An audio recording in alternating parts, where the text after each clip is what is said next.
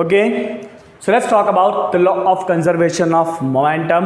Most important theory for the class 9 student, and this theory will further come in the higher classes. समझ लेना बच्चों ध्यान से, theory क्या कहता है. तो स्टेटमेंट ऐसा कहता है कि जब तक बाहर से कोई अनबैलेंस फोर्स ना लगे तब तक टोटल मोमेंटम में कोई चेंज होने वाला नहीं है. राइट जब तक कोई बाहर से फोर्स नहीं लगता तब तक मोमेंटम में कोई चेंज होने वाला नहीं है. तो statement is until any unbalanced external force act on an object, until any unbalanced external force act on an object, we can write total momentum of the system. यहाँ पे हम ऑब्जेक्ट की जगह सिस्टम लिख देते हैं. Total momentum of the system remain unchanged or constant. Okay जब तक बाहर से कोई फोर्स नहीं लगता तब तक मोमेंटम में कोई चेंज होने वाला नहीं है.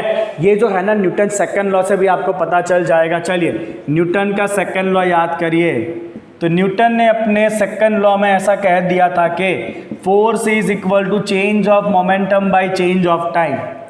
क्या कहा था भाई न्यूटन ने अपने सेकंड लॉ में? कहा था force equal to change of momentum by change of time. If there is no external force acting, that means if your F is equal to 0, that means delta P by delta T is also equal to 0 because F is delta P by delta T. So if F is 0, that means delta P by delta T is also 0. That means delta P is equal to 0. Delta P क्या है? Delta मतलब change. P of momentum, that is change of momentum is 0. If the change of momentum is 0, that means momentum change ही नहीं हो रहा है. इसका मतलब ये है कि momentum is conserved. That means it remain constant. Momentum is conserved, right? So this is your law of conservation of momentum on the basis of Newton's second law of motion. Now Newton's third law भी आपका ये statement prove करेगा. Okay? चलिए अब मैं आपको बताता हूँ conservation of momentum for collision between two objects. So when the two objects collide with each other, when the two objects collide with each other, right, then how the momentum is conserved, let's talk about that. जब दो object टक्कर करेंगे एक दूसरे में तो total momentum कभी change होने वाला नहीं है. देखिएगा बहुत ही ध्यान से. So let's say this are the two objects and this is the condition before the collision. Let's say the mass of this object is m1 and the mass of this object is m2. And before the collision this object is moving with the speed of u1, this is moving with the velocity of u2. टक्कर करने से पहले first ball जो है वो u1 speed से या u1 velocity से मूव कर रहा है. Second ball is moving with the velocity of u2. So can you tell me what is the total momentum before the collision? So total momentum before collision. So इसका momentum क्या होता है भाई? Mass into velocity. So first ball has the momentum of m1 u1, second ball has the momentum of m2 u2. Total momentum before the collision p initial. Collision के पहले का total momentum कितना है भाई? m1 u1 जो इसका momentum है, m2 u2 जो इसका मोमेंटम है. Now they both are going to collide each other. चलिए ये दोनों एक दूसरे के साथ टक्कर हुआ. अभी यू कैन सी स्पार्क निकला ऐसा टक्कर से, whatever. Now they are colliding.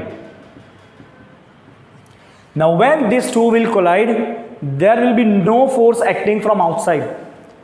बाहर से कोई फोर्स लगने वाला नहीं है. Whatever force is there that is just action and reaction force. That means ball 1 will do the action on ball 2. the equal reaction ball 2 will give to the ball 1, right? So here during the collision, that is very important, during the collision only action and reaction forces act, right? And there is no force from outside. Let me just mention it here also. No force from outside. Now after collision, let's say they are again separated. This is the condition after collision, and this has the speed after collision of v1, and after collision this is moving with the speed of v2, right? तो टक्कर हो गई, टक्कर के बाद velocity उनका change हो चुका है. लेट्स से कि फाइनली इसका वेलोसिटी u1 में से v1 हो गया और इसका वेलोसिटी कितना हो गया भाई, v2 u2 में से v2 हो गया, right? So what will be the total momentum after the collision? After coalition total momentum आपका कितना रहने वाला है? Just give me a second. So after coalition total momentum will be total momentum after collision. I will write this as P final momentum. So first ball will have the momentum of m1 v1, second ball will have the momentum of m2 v2. So after collision total momentum is going to be m1 v1 plus m2 v2. This is the total momentum after collision. I want to prove that total momentum will not change. That means total initially जो momentum है उतना ही momentum finally भी रहना चाहिए, वो हमें prove करना है. Okay, so what I will do is, so I will write here during collision ball 1 apply force F21 on ball 2.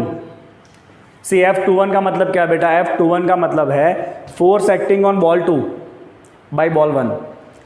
F21 means force acting on ball 2 by ball 1. Okay, and I will write here, and ball 2 apply reaction, इसको हम कहेंगे F12 on ball 2, sorry ball 1, right? तो F12 क्या है? F12 जो है ना वो है force acting on ball 1 by ball 2. तो मैं आपको कॉलिशन का पिक्चर यहाँ पे एक बार दिखा रहा हूँ वापस, जब कॉलाइड हुआ तब की बात है. This is the ball 1, this is the ball 2. जब कॉलाइड हुआ है ना तो पहला बॉल जो है वो दूसरे के ऊपर जो फोर्स लगा रहा है that is F12, sorry F21. पहला बॉल जो दूसरे के ऊपर फोर्स लगा रहा है मतलब इसको जो फोर्स मिल रहा है दैट इज F21, और उतना ही इसको फोर्स मिलेगा अपोजिट डायरेक्शन में, दैट इज F12, राइट? तो this is your action reaction pair. What is this? This is your action reaction pair. अब न्यूटन ने अपने थर्ड लॉ में कहा है भाई कि एक्शन रिएक्शन कैसा रहता है? इक्वल एंड अपोजिट रहता है. बस यही स्टेटमेंट वो यूज करके हम आगे बढ़ेंगे, बट उसके पहले आपको ये सब कॉपी करना पड़ेगा. कॉपी कर लीजिए फटाफट. Okay, so now I will write as per the Newton's third law of motion. Newton अपने थर्ड लॉ में क्या कहता है? न्यूटन अपने थर्ड लॉ में कहता है कि action and reaction are equal and opposite. Newton अपने थर्ड लॉ में कहता है कि एक्शन रिएक्शन कैसे है बेटा? इक्वल एंड अपोजिट है. सो यहां पे एक्शन फोर्स ले लो F21, that should be equal to reaction force that is F12. Right? Action is F21, reaction is F12, both are equal, but they are also opposite in direction. So what you have to take? Negative sign. So what this negative sign indicate? This negative sign indicate opposite. Okay, now this F21 किसके ऊपर लगने वाला force है भाई? तो F21 जो है ना वो बॉल 2 के ऊपर लगने वाला फोर्स है. Right? तो मैं यहाँ पे लिख देता हूँ, this is the force on ball 2, this is the force on ball 1. Okay, चलिए अब यहाँ पे आप न्यूटन के सेकंड लॉ का यूज करोगे. आगे जाके फोर्स क्या होता है? फोर्स होता है आपका change of momentum by change of time. Force क्या होता है भाई? फोर्स होता है आपका final momentum minus initial momentum by time. किसके लिए? ये दूसरे बॉल के लिए. This is all for the second ball. That should be equal to negative sign. Okay, यहाँ भी final momentum minus initial momentum divide by time. ये सब आपको रखना है बॉल नंबर 1 के लिए. ओके चलिए, अब जो एक्शन रिएक्शन का टाइम है वो दोनों का सेम है, राइट? जितने टाइम में एक्शन लगना है उतने टाइम में रिएक्शन लगना है, so I can cancel the time.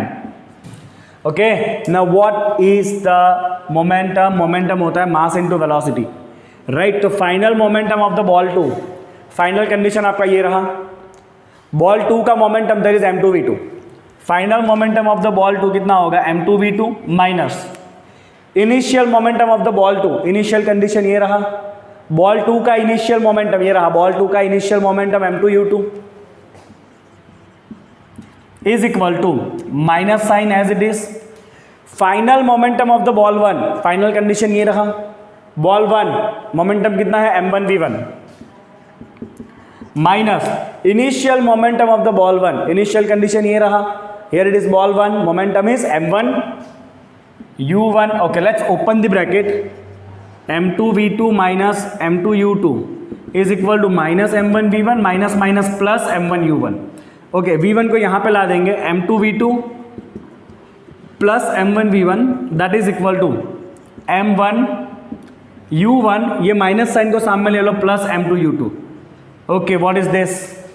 What is this? What is m2v2 plus m1v1? Here it is m2v2 plus m1v1 is the total final momentum. What is this? This is the total final momentum. This is total final momentum that is equal to what is m1u1 plus m2u2? Here it is m1u1 plus m2u2 is equal to total initial momentum. So this is what we needed to prove. This is what we needed to prove.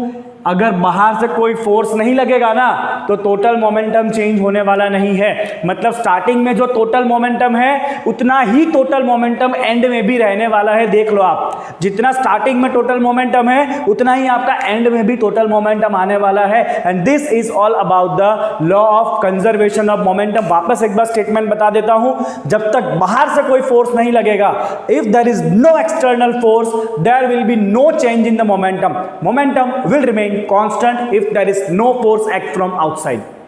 This is called as law of conservation of momentum. So total momentum before the thing is equal to total momentum after the thing. Thing means the collison of whatever reaction is there.